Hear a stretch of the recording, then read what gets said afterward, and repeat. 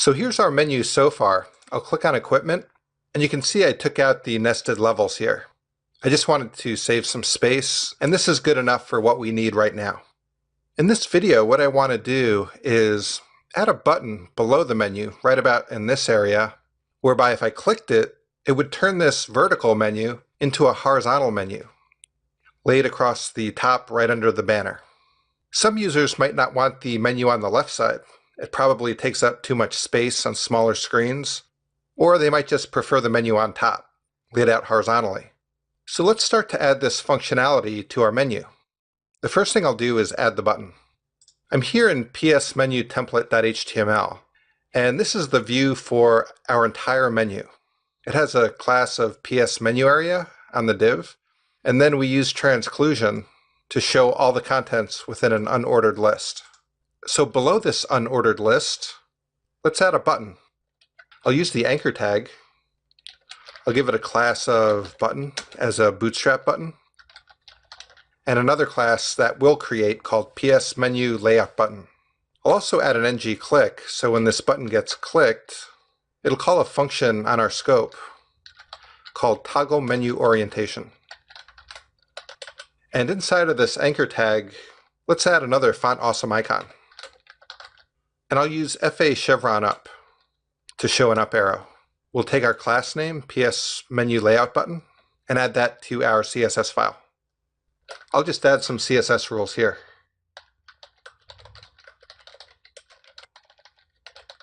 So the button will have a margin all around of 12 pixels. I added some padding, 2 for the top and bottom, 8 for the left and right. I'll give the button some color, set its background color, and also give it a little bit of a darker gray border. Let's see how this looks.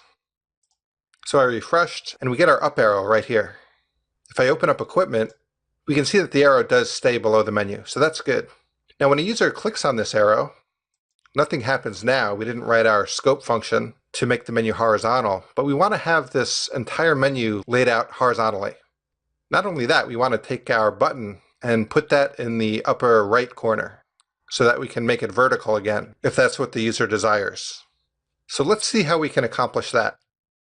So let's go back to our menu template and let's implement this function, ToggleMenuOrientation. We'll go to our psMenuController file and we'll add that function here. We'll put it on the $scope and it's called ToggleMenuOrientation. So to toggle the orientation, first off, what we should do is add a flag. We'll call it scope is vertical. And vertical is up and down, and that's the default, so we'll set that to true. And then in ToggleMenuOrientation, we'll just flip that bit. We'll set it to its opposite. So that'll let us toggle that property. Now the menu is a standalone component, and how it's used in a SPA, it could vary from application to application. And we have no control whatsoever on how the menu component is going to be used. Now we're using the menu component in our PS framework, but other people might not be. It is a standalone component that exists without the framework if needed. So we need a way to let the outside world know that the user wants to toggle the menu orientation. And if you remember, we had this problem before. If we look up one function here, you can see that we decided to call $broadcast on the root scope so that anyone listening will know when a menu item is selected. And we can do the same thing for the menu orientation.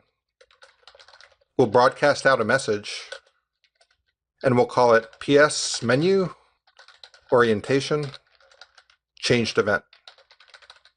And we should pass it along the actual orientation that we want. We can have the property be called isMenuVertical, and that'll get set to our scope isVertical flag. So we're going to have our PS framework listen for this event, and other applications that don't use the framework can listen for this as well, and make whatever DOM changes they need. Most likely it'll be things like adding classes and those types of manipulations, so that we can show the menu as either vertical or horizontal. So I'll copy this event name, and let's use this in our framework. So let's go to PS Framework Controller, and we'll add another flag on top. We'll call it scope isMenuVertical, and we'll set it to true. Now we have to keep this variable in the framework as well as in the menu because it's going to be important in refreshing the screen, and the menu needs it anyway because it's a standalone component. So here's where we're looking for our selected event. Let's also look for our orientation changed event.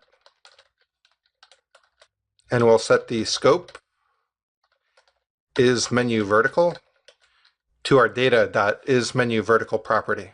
So our flags are getting set.